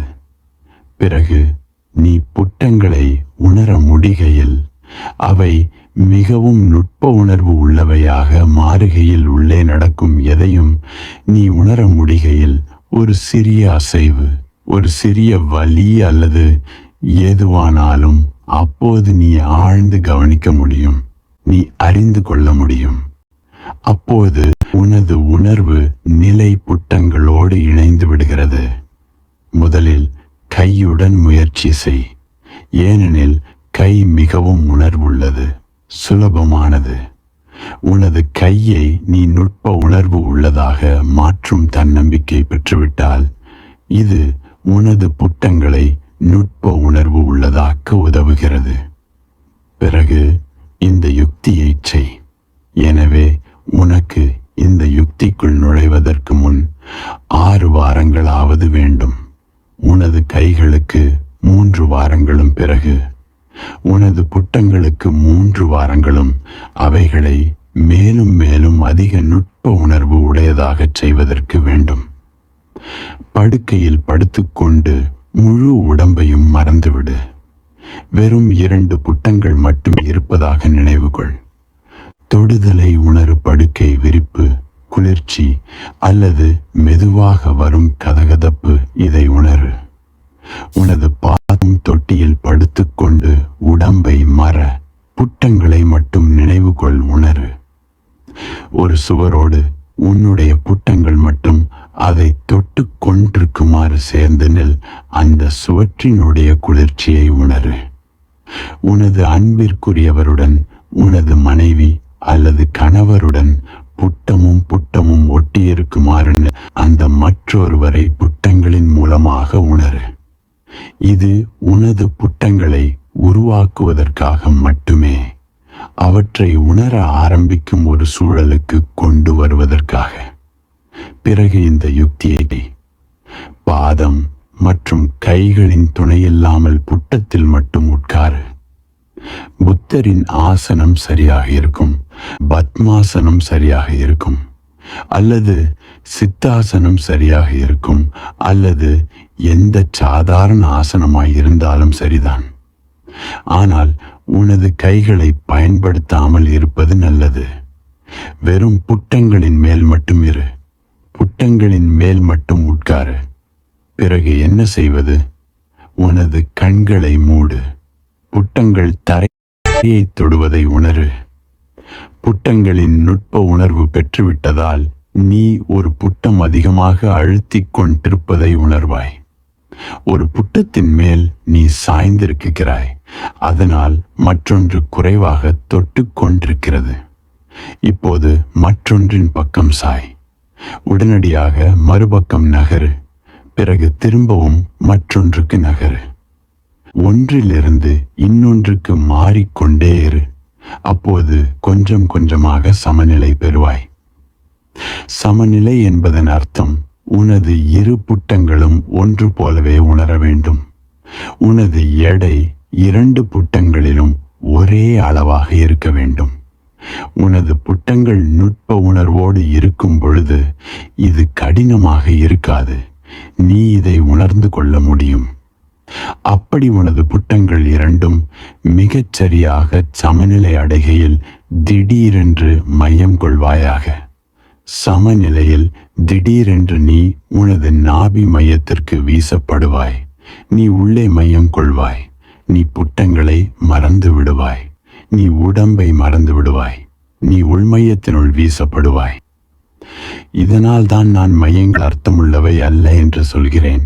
ஆனால் மையம் கொள்ளுதல், அது நிகழ்வது இதயத்திலானாலும் அல்லது தலையிலானாலும் அல்லது புட்டங்களிலானாலும் அல்லது வேறு எங்காய் இருந்ததாலும் அதுவே அர்த்தமுள்ளது. நீ புத்தர் உட்கார்ந்திருப்பதை பார்த்திருக்கிறாய். நீ அவர்கள் தங்களுடைய புட்டங்களை சமநிலைப்படுத்தி கொண்டிருக்கிறார்கள் என்று கற்பனை செய்திருக்க மாட்டாய். நீ கோவிலுக்கு போறாய். அங்கு மகாவீரர் உட்கார்ந்திருப்பதை, புத்தர் உட்கார்ந்திருப்பதை பார்க்கின்றாய்.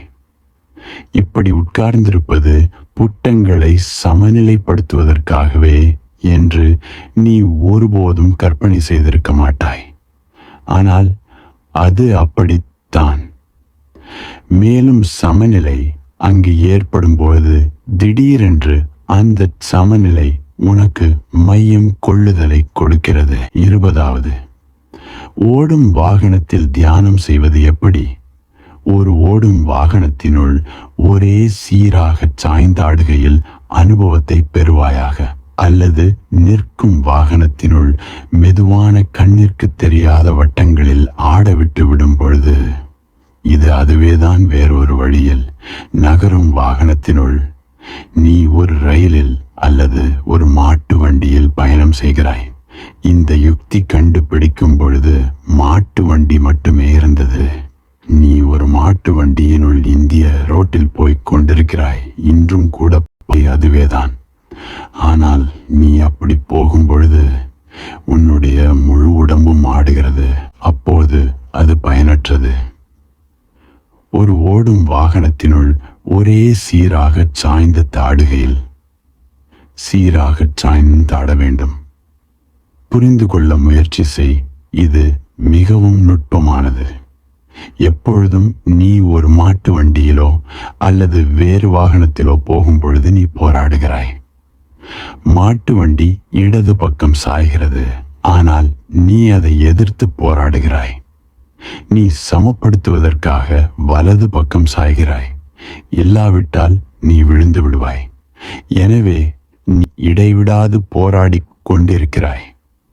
ஒரு மாட்டு வண்டியினுள் உட்கார்ந்து கொண்டு நீ அதன் அசைவுகளை எதிர்த்து சண்டையிட்டு கொண்டிருக்கிறாய். அது இந்த பக்கம் சாய்கிறது, அப்பொழுது நீ அந்த பக்கம் சாய்கிறாய். இதனால் தான் ஒரு ரயிலில் உட்கார்ந்திருக்கும் பொழுது நீ களைப்படைகிறாய். நீ எதுவும் செய்து கொண்டு இருப்பது இல்லை. பின் ஏன் இவ்வளவு களைப்பு உனக்கு? உனக்கு தெரியாமலே நீ நிறைய செய்து கொண்டிருக்கிறாய். நீ ரயிலுடன் இடைவிடாது சண்டை போட்டு கொண்டிருக்கிறாய். அங்கு போராட்டம் இருக்கிறது. எதிர்த்து போராடாதே. இதுதான் முதல் விஷயம். நீ இந்த யுக்தியை செய்ய விரும்பினால் போராடாதே. பதிலாக அசைவுகளோடு நீயும் அசைவுகளோடு சாய்ந்தாடு. மாட்டு வண்டியின் பாகமாக மாறிவிடு. அதனுடன் போராடாதே. பாதையின் மேல் மாட்டு வண்டி எப்படி போனாலும் அதனுடைய பாகமாக மாறிவிடு. இதனால்தான் குழந்தைகள் பயணம் செய்வதில் ஒருபோதும் களைப்படைவது இல்லை. நான் பயந்தாள், அவர்கள் இந்த நீண்ட பயணத்தினால் களைப்படைந்து விடுவார்கள் என்று எண்ணினாள். ஆனால் அவள் களைப்படைந்து விட்டாள். குழந்தைகள் சிரித்து கொண்டு வந்தனர். அங்கு இங்கு வந்து சேர்ந்த பொழுது முற்றிலும் களைப்படைந்து விட்டாள். அவள் என்னுடைய அறையில் நுழைந்த போது அவள் முற்றிலும் சோர்வடைந்து போயிருந்தாள். ஆனால் 2 குழந்தைகளும் அங்கேயே அப்போதே விளையாட ஆரம்பித்து விட்டார்கள். லண்டனிலிருந்து பம்பாய் வரும் 18 மணி நேர நீண்ட பயணத்தால் அவர்கள் சிறிது கூட களைப்படையவில்லை. ஏனெனில் எப்படி போராடுவது என்று அவர்களுக்கு இன்னும் தெரியாது. எனவே ஒரு குடிகாரன் ஒரு மாட்டு வண்டியினுள் இரவு முழுவதும் பயணம் செய்ய முடியும். காலையில் அவன் எப்பொழுதும் போல உற்சாகமாயிருப்பான். ஆனால் உன்னால் முடியாது. இது ஏனெனில் ஒரு குடிகாரன் போராட முடியாது. அவன் வண்டியுடன் அசைவான். அங்கு சண்டை இருக்காது. அங்கு சண்டையிடுதல் இருக்காது. அவன் ஒன்றி இருப்பான். ஒரு ஓடும் வாகனத்தினுள் ஒரே சீராக சாய்ந்தாடு கையில். எனவே ஒரு விஷயத்தை கடைபிடி, போராடாதே. மேலும் 2வது விஷயம், ஒரு சீரை உருவாக்கு. உனது அசைவுகளில் ஒரு சீரை உருவாக்கு. அதை ஒரு அழகான இசைவாக ஆக்கு. பாதையை பற்றி மறந்துவிடு. பாதையையும் அரசாங்கத்தையும் சபிக்காதே. அவைகளை மாட்டையோ மாட்டு வண்டியையோ அல்லது ஒட்டுபவனையோ சபிக்காதே. அவைகளை உனது கண்களை மூடு. போராடுவதை விடு. ஒரே சீராக அசைந்தாடு. உனது அசைவில் ஒரு சையை உருவாக்கு. அதை ஒரு நடனமாக மாற்று. ஒரு ஓடும் வாகனத்தினுள் ஒரே சீராக சாய்ந்தாடுகையில் அனுபவத்தை பெறுவாயாக. அனுபவம் உன்னிடம் வரும் என்று சூத்திரம் சொல்கிறது. அல்லது நிற்கும் வாகனத்தினுள் எங்கே ஒரு மாட்டு வண்டி கிடைக்கும் என்று கேட்காதே. உன்னை நீயே ஏமாற்றிக் கொள்ளாதே. ஏனெனில் சூத்திரம் சொல்கிறது. அல்லது நிற்கும் வாகனத்தினுள் மெதுவான கண்ணிற்கு தெரியாத வட்டங்களில் ஆடவிட்டு விடும் பொழுது இங்கு உட்கார்ந்து கொண்டே ஒரு வட்டமாக ஆடு. முதலில் ஒரு பெரிய வட்டத்தை எடுத்துக்கொள். பிறகு அதை மெதுவானதாக ஆக்கு. மெதுவானதாக அதை சிறியதாக, இன்னும் சிறியதாக ஆக்கு. உனது உடம்பின் அசைவு கண்ணிற்கு தெரியாத அளவிற்கு வரும் வரை உனக்குள் ஒரு நுட்பமான அசைவை உணர வேண்டும். பெரிய வட்டத்துடன் ஆரம்பி. கண்களை மூடிக்கொண்டு. இல்லாவிட்டால் உடம்பு நிற்கும் பொழுது நீயும் நின்று விடுவாய். கண்களை மூடிக்கொண்டு பெரிய வட்டங்கள் போட ஆரம்பி. உட்கார்ந்து கொண்ட நிலையிலேயே ஒரு வட்டமாக ஆடு. ஆடிக்கொண்டே போ. அந்த வட்டத்தை மேலும் மேலும் சிறிதாக்கிக் கொண்டே போ. கண்ணால் பார்க்கும் பொழுது நீ நிறுத்தியிருப்பாய். நீ இன்னும் ஆடிக்கொண்டிருக்கிறாய் என்று எவரும் கண்டுபிடிக்க முடியாது. ஆனால் உள்ளே நீ ஒரு நுட்பமான அசைவை உணர்வாய். இப்போது உடம்பு அசைவதில்லை, மனம் மட்டுமே அசைகிறது. இதை மேலும் மேலும் மெதுவாக்கு, அப்போது அனுபவத்தை பெறு. இது ஒரு மையம் கொள்ளுதலாக மாறும். ஒரு வாகனத்தில் ஒரு ஓடும் வாகனத்தினுள் போராடாத ஒரே சீரான அசைவு ஒரு மையம் கொள்ளுதலை உனக்கு உருவாக்கும். க்ருட்ஜிப் இது போன்ற யுக்திகளுக்காக பல நடனங்களை உருவாக்கினார். அவர் இந்த யுக்தியை கொண்டு வேலை செய்தார். அவரது பள்ளியில் பயன்படுத்திய எல்லா நடனங்களும் உண்மையில் வட்டங்களாக சாய்ந்தாடுவதே ஆகும். எல்லா நடனங்களும் வட்டங்களாகவே இருந்தன, வெறும் சுழலுதல். ஆனால் உள்ளுக்குள் விழிப்புணர்வுடன் இருத்தல். கொஞ்சம் கொஞ்சமாக வட்டங்களை மேலும் மேலும் சிறியதாக ஆக்குதல். உடம்பு நிற்கும் நேரம் ஒன்று வரும், ஆனால் மனம் உள்ளே தொடர்ந்து போய்க் கொண்டே இருக்கும். 20 மணி நேரம் ரயிலில் பயணம் செய்து கொண்டு இருப்பதைப் போலவே நீ உணர்வாய். இன்னும் நீ பயணம் செய்து கொண்டிருக்கிறாய். உடம்பு நின்றுவிட்டது, ஆனால் மனம் இன்னும் வாகனத்தை உணர்ந்து கொண்டிருக்கிறது. எனவே இந்த யுக்தியை முயற்சி செய். க்ருட்ஜிப் குறிப்பிடத்தக்க நடனங்களை, மிகவும் அழகானவற்றை உருவாக்கினார். இந்த நூற்றாண்டில் அவர் அற்புதங்களை செய்தார். சத்திய சாய்பாபா செய்வது போன்ற அற்புதங்கள் அல்ல. சாய்பாபா செய்பவை அற்புதங்கள் அல்ல. தெருவோர மேஜிக் செய்பவன் எவனும் அவைகளை செய்ய முடியும். ஆனால் க்ருட்ஜிப் உண்மையிலேயே அற்புதங்களை உருவாக்கினார். அவர் தியான நடனமாடும் 100 மக்களை கொண்ட ஒரு குழுவை தயார் செய்தார். மேலும் அந்த நடனத்தை முதன்முறையாக நியூயார்க் நகரில் பார்வையாளர்கள் முன்பு நடத்தி காட்டினார். நடனமாடுபவர்கள் 100 பேர் மேடையின் மீது சுழன்று கொண்டிருந்தனர். பார்வையாளர்களாக இருந்தவர்களின் மனங்களும் கூட சுழல ஆரம்பித்தது. மேடையில் நடனமாடும் 100 பேர், வெள்ளை அங்கி அணிந்தவர்கள், சுழன்று கொண்டிருந்தார்கள். அவர் கை அசைத்த போது அவர்கள் சுழலுவார்கள். அவர் நிறுத்து என்று சொல்லும் கணத்தில் அங்கு ஆழமான அமைதி ஏற்படும். அது பார்ப்பவர்களுக்கு ஒரு நிறுத்தம், ஆனால் நடனமாடுபவர்களுக்கு அல்ல, ஏனெனில் உடலால் உடனடியாக நிற்க முடியும். ஆனால் அதன் பின் மனம் அந்த அசைவை உள்ளே எடுத்து சென்று விடுகிறது. அது தொடர்ந்து போய்க்கு கொண்டிருக்கும். பார்ப்பதற்கு கூட இது அழகாக இருக்கும். ஏனெனில் 100 பேர் திடீரென்று உயிரற்ற சிலைகளாக மாறிவிடுகின்றனர். இது பார்வையாளர்களுக்கும் ஒரு திடீர் அதிர்ச்சியை ஏற்படுத்தியது. ஏனெனில் 100 அசைவுகள், அழகான அசைவுகள், ஒரே சீரான அசைவுகள் திடீரென நிறுத்தப்படுகிறது. அவர்கள் அசைவுகளை, சுழல்வதை, ஆடுவதை நீ பார்த்து கொண்டிருக்கும் பொழுது திடீரென ஆடுபவர்கள் நின்று விடுகின்றனர். அப்போது உன்னுடைய எண்ணங்களும் நின்றுவிடும். நியூயார்க் நகரத்தில் பலரும் இதை அசாதாரணமான நிகழ்வாக உணர்ந்தார்கள். அவர்களது எண்ணங்கள் உடனடியாக நின்று போனதை. ஆனால் நடனமாடுபவர்களுக்கு நடனம் உள்ளே தொடர்கிறது. மேலும் உள் சுழற்சி வட்டங்கள் சிறியதாகிக் கொண்டே போகின்றன, அவர்கள் மையம் கொள்ளும் வரை. ஒரு நாள் அவர்கள் நடனமாடிக்கொண்டே மேடையின் விளிம்பிற்கு வந்து கொண்டிருந்தனர்.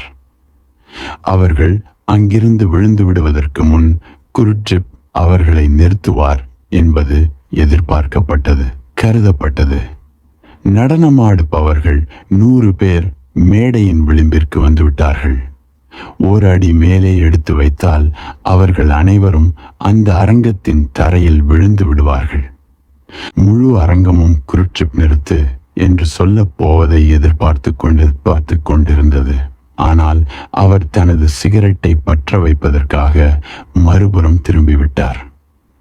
அவர் நடனமாடுபவர் களுக்கு தனது முதுகை காட்டியபடி சிகரெட்டை பற்ற வைக்க திரும்பிவிட்டார். அந்த நடனமாடும் 100 பேரும் மேடையிலிருந்து தரையில் விழுந்து விட்டனர். எதனாலும் மூடப்படாத கல் தரை அது. முழு அரங்கமும் எழுந்து நின்று விட்டது. அவர்கள் அலறி கூச்சலிட்டார்கள். மேலும் பலருக்கு எலும்புகள் உடைந்திருக்கும் என்று நினைத்தார்கள். அது அப்படிப்பட்ட ஒரு மோதல். ஆனால் ஒருவருக்கு கூட காயம் படவில்லை. ஒரு சிராய்ப்பு கூட ஒருவருக்கும் இல்லை. அவர்கள் என்ன நடந்தது என்று குருட்ஜிப்பை கேட்டனர். ஒருவருக்கு கூட அடிபடவில்லை. ஆனால் அந்த மோதலை பார்க்கும்போது இது நம்பக்கூடியதாக இல்லை. இதற்கு காரணம் ஒன்றுதான். உண்மையில் அவர்கள் அந்த கணத்தில் தங்கள் உடம்புகளில் இல்லை.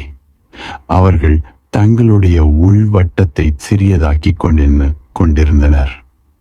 அவர்கள் தற்போது தங்களுடைய உடம்புகளை முழுவதுமாக மறந்துவிட்டார்கள் என்பதை பார்த்த குர்ஜிப் அதன் பின் அவர்களை கீழே விழுவதற்கு அனுமதித்து விட்டார். நீ உனது உடலை முற்றிலும் மறந்துவிட்டால் அங்கு போராட்டம் இருக்காது. போராட்டத்தினால்தான் எலும்பு முறிகிறது. நீ கீழே விழும்போது நீ போராடுகிறாய். நீ புவி ஈர்ப்பின் வேகமான இழுப்பை எதிர்க்கிறாய். இந்த எதிராக செயல்படுவதுதான் இந்த போராட்டம். பிரச்சனை புவியீர்ப்பு விசை அல்ல. உன்னால் புவியீர்ப்பு விசையுடன் சேர்ந்து கீழே விழ முடியுமானால், நீ அதற்கு ஒத்துழைப்பு கொடுக்க முடியுமானால், அப்போது அடிபடுவது என்ற பேச்சுக்கே இடமில்லை. இந்த சூத்திரம் ஓடும் வாகனத்தினுள் ஒரே சீராக சாய்ந்தாடுகையில் அனுபவத்தை பெறுவாயாக, அல்லது நிற்கும் வாகனத்தினுள் மெதுவான கண்ணிற்கு தெரியாத வட்டங்களில் ஆடவிட்டு விடும் பொழுது நீ இதை செய்ய முடியும். வாகனம் எதுவும் தேவையில்லை. குழந்தைகளைப் போலச் சுழல. உனது மனம் கிறுகிறுப்பு அடையும் பொழுது நீ விழுந்து விடுவாய். இப்போது என்று உணரும் பொழுது நிறுத்தாதே, தொடர்ந்து செய். நீ விழுந்து விட்டால் கூட அதை பற்றி கவலைப்படாதே. உனது கண்களை மூடிக்கொண்டு சுழலு. உனது மனம் சுழன்று கொண்டிருக்கும். நீ கீழே விழுந்து விடுவாய். உனது உடம்பு கீழே விழுந்தவுடன் உள்ளே உணரு. சுழற்சி தொடரும். அது மேலும் மேலும் அருகில் வரும். அப்பொழுது திடீரென நீ மையம் கொள்வாய். குழந்தைகள் இதை மிகவும் அனுபவிக்கின்றனர். ஏனெனில் அவர்களுக்கு இது மிகப்பெரிய போதையை கொடுக்கிறது. பெற்றோர்கள் ஒருபோதும் குழந்தைகளை சுழல அனுமதிப்பதில்லை. இது நல்லதல்ல. அவர்கள் அனுமதிக்கப்பட வேண்டும். அதற்கும் மேலாக உற்சாகப்படுத்தப்பட வேண்டும். மேலும் நீ அவர்களுக்கு உள் சுழற்சியை பற்றியும் விழிப்புணர்வு கொடுக்க முடிந்தால், நீ அவர்களுக்கு சுழற்சியின் மூலமாக தியானத்தை கற்றுக் கொடுக்கலாம். அவர்கள் இதை அனுபவிக்கின்றனர். ஏனெனில் உடலற்ற உணர்வை இது அவர்களுக்கு கொடுக்கிறது. அவர்கள் சுழலும் போது திடீரென அவர்கள் உடம்பு சுற்றுகிறது. ஆனால் அவர்கள் சுற்றுவதில்லை என்பதை குழந்தைகள் உணர்கின்றனர். உள்ளுக்குள் அவர்கள் ஒரு மையம் கொள்ளுதலை உணர்கின்றனர். ஆனால் இது நமக்கு சுலபமாக வருவதில்லை. ஏனெனில் அவர்களது உடம்பும் ஆன்மாவும் இன்னும் சிறிது விலகியே இருக்கின்றன. அங்கு ஒரு இடைவெளி இருக்கிறது. நீ உனது தாயின் கருப்பைக்குள் வரும்பொழுது நீ உடனடியாக முழுவதும் உடம்பிற்குள் வந்துவிட முடியாது. அதற்கு காலம் பிடிக்கும். ஒரு குழந்தை பிறக்கும் பொழுது அப்பொழுதும் கூட அது முழுவதும் பொருந்தி விடுவதில்லை. அதனுடைய ஆன்மா முழுதுமாக உடம்பில் பொருந்தி விடுவதில்லை. அங்கு இடைவெளிகள் உள்ளன. அதனால் தான் குழந்தையால் பல விஷயங்களை செய்ய முடிவதில்லை. அதனுடைய உடம்பு தயாராகவே இருக்கிறது. ஆனாலும் அதனால் செய்ய முடிவதில்லை.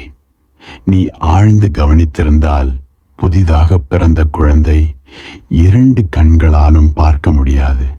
அது எப்போதும் ஒரு கண்ணாலேயே பார்க்கிறது என்பதை நீ அறிந்திருப்பாய். நீ ஆழ்ந்து கவனித்தால், குழந்தை எதையாவது பார்த்து கவனிக்கும் பொழுது அது 2 கண்களாலும் பார்க்க முடியாமல் இருப்பதை நீ பார்க்கலாம். அது எப்பொழுதும் ஒரு கண்ணாலேயே பார்க்கிறது. ஒரு கண் மட்டும் பெரிதாகும். ஒரு கண்ணின் கருவிழி மட்டும் விரியும். மற்றொரு கருவிழி சிறியதாகவே இருக்கும். புதிதாக பிறந்த குழந்தையின் உணர்வு நிலை இன்னும் பொருந்தவில்லை. அது தளர்ந்தே இருக்கிறது. கொஞ்சம் கொஞ்சமாக அது பொருந்தும். அப்பொழுது குழந்தை 2 கண்களாலும் பார்க்கும்.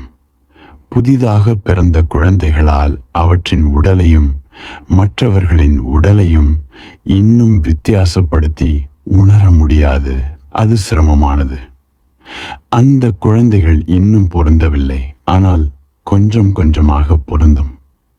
தியானம் மறுபடியும் ஒரு இடைவெளியை உருவாக்குவதற்கான ஒரு முயற்சி. நீ பொருந்திவிட்டாய், உன்னுடைய உடலுடன் இறுக்கமாக பொருந்திவிட்டாய். அதனால் தான் நீ இந்த உடலே நான் என்று உணர்கிறாய். ஒரு இடைவெளியை உருவாக்க முடிந்தால் தான் அப்பொழுது மட்டுமே நீ வெறும் உடல் அல்ல, மாறாக உடலை தாண்டிய ஏதோ ஒன்று என்பதை உணர்வாய். சாய்ந்தாடுதலும் சுழலுதலும் உதவக்கூடியவை. அவை ஒரு இடைவெளியை உருவாக்கும். 21. உனது உடம்பின் ஒரு வலியின் மேல் கவனத்தை குவி. 9வது மையம் கொள்ளும் யுக்தி. அமிர்தம் நிறைந்த உனது உருவத்தின் ஏதாவது ஒரு பகுதியை ஊசியால் குத்து. அப்போது அந்த குத்துதலில் இதமாக நுழைந்து அகத்தின் தூய்மையை பெறுவாயாக.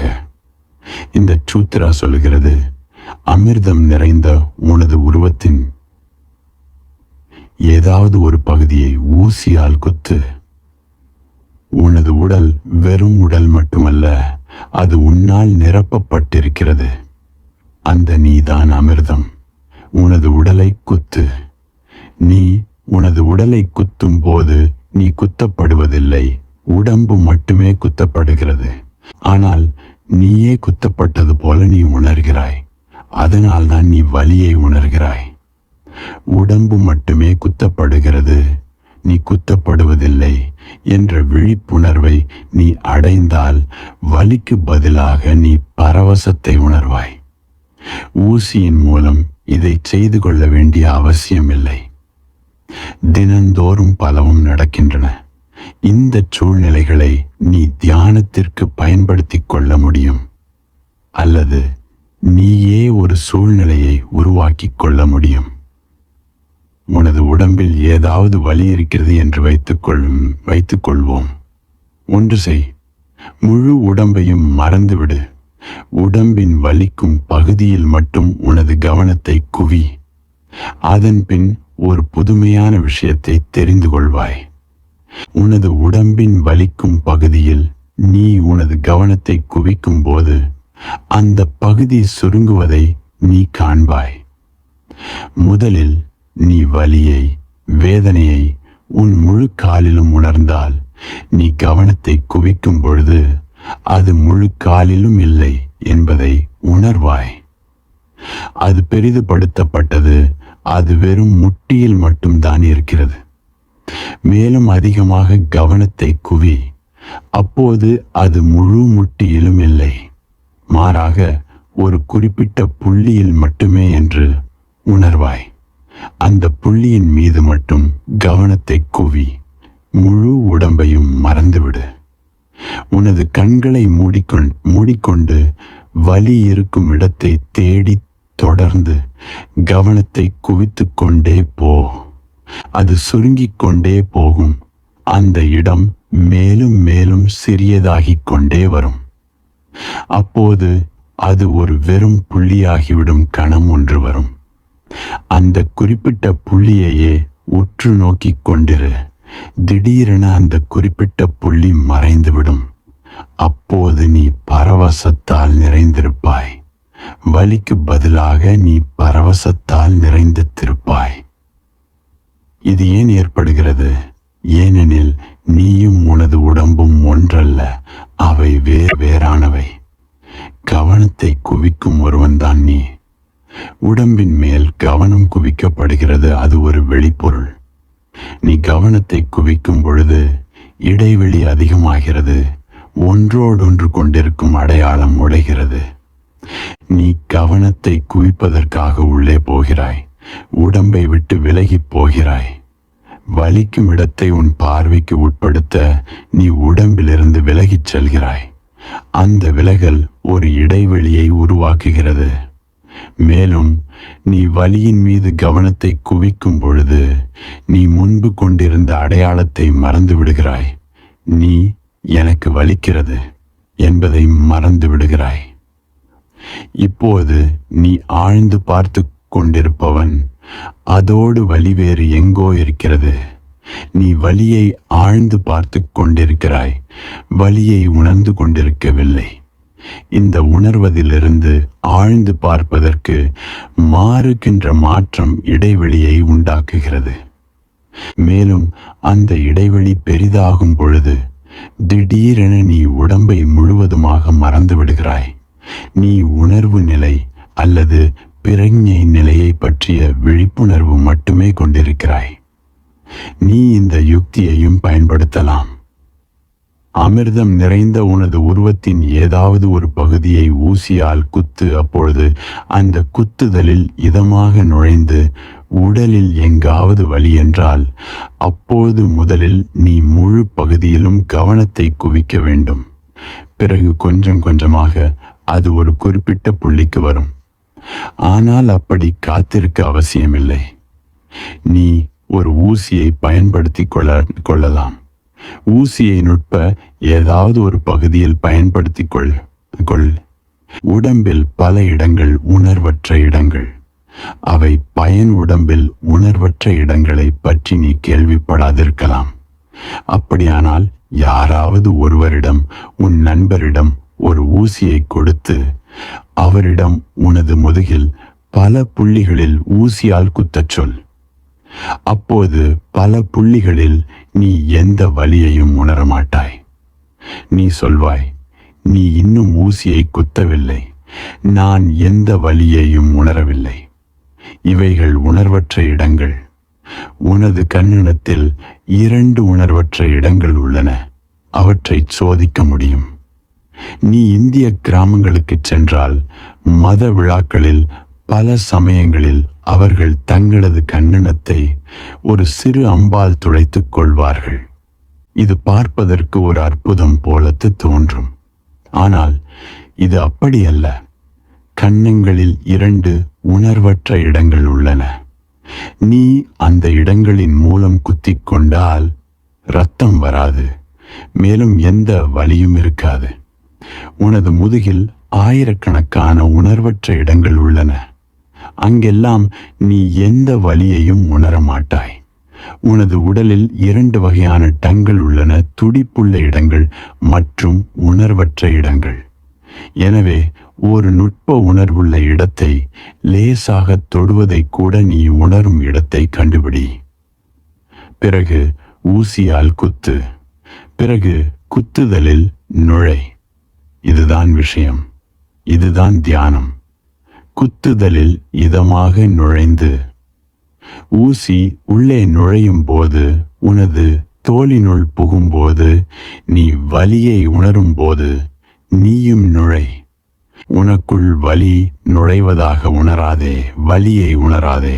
அதனுடன் அடையாளம் கொள்ளாதே. ஊசியுடன் நுழை. ஊசியுடன் குத்துதலாக நுழை. உனது கண்களை மூடு. வலியை ஆழ்ந்து பார். வலி குத்துதலில் உள்ளே போகும் பொழுது நீயும் உனக்குள் குத்திக் கொண்டு போ. மேலும் ஊசி உன்னை துளைக்கும் பொழுது உனது மனத்தால் சுலபமாக கவனத்தை குவிக்க முடியும். அந்த புள்ளியின் வலியை, ஆழமான வலியை பயன்படுத்து. மேலும் அதை ஆழ்ந்து பார். இதுதான் குத்துதலில் இதமாக நுழைந்து என்பதன் அர்த்தம். அகத்தின் தூய்மையை பெறுவாயாக. நீ பார்வையாளனாக மட்டும் இருந்தால் நீ அகத்தின் தூய்மையை பெறுவாய். அகத்தின் வெகுளித்தன்மை உன்னிடம் வெளிப்படும். முதல் தடவையாக நீ உடல் அல்ல என்ற விழிப்புணர்வை நீ பெறுவாய். மேலும் ஒரு முறை நீ உடம்பல்ல என்பதை அறிந்துவிட்டால் உன்னுடைய வாழ்க்கை முற்றிலும் மாறிவிடும். ஏனெனில் உன்னுடைய முழு வாழ்க்கையும் இப்போது உடம்பை சுற்றியே உள்ளது. ஒரு முறை நீ உடம்பல்ல என்பதை நீ அறிந்துவிட்டால் நீ இந்த வாழ்க்கையை தொடர முடியாது. மையத்தை இழந்து விட்டாய். நீ உடம்பு அல்ல என்கிற பொழுது நீ வேறு ஒரு வாழ்க்கையை உருவாக்கி கொள்ள வேண்டும். அந்த வாழ்க்கை தான் சந்நியாச வாழ்க்கை. அது வேறு வாழ்க்கை. இப்போது மையம் வேறு. இப்போது இந்த உலகத்தில் நீ ஒரு ஆன்மாவாக இருக்கிறாய், ஒரு உடம்பாக அல்ல. நீ ஒரு உடம்பாக இருந்தால் அப்போது நீ ஒரு உலகத்தை உருவாக்கி கொள்கிறாய். பொருளீட்டுதல், பேராசை, காமம், பாலுணர்ச்சி, சுயநலம். நீ உன்னை சுற்றி ஒரு உலகத்தை உருவாக்கி கொள்கிறாய். இது உடல் அடிப்படையிலான உலகம். ஒருமுறை நீ உடம்பு அல்ல என்று அறிந்துவிட்ட பின் உன்னுடைய முழு உலகமும் மறைந்து விடுகிறது. நீ இனிமேல் அதை தாங்கி பிடிக்க முடியாது.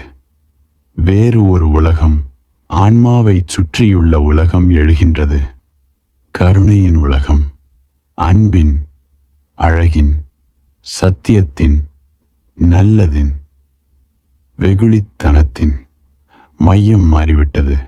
அது இப்போது உடம்பில் இல்லை, அது உணர்வு நிலையில் உள்ளது. இன்று இது போதும்.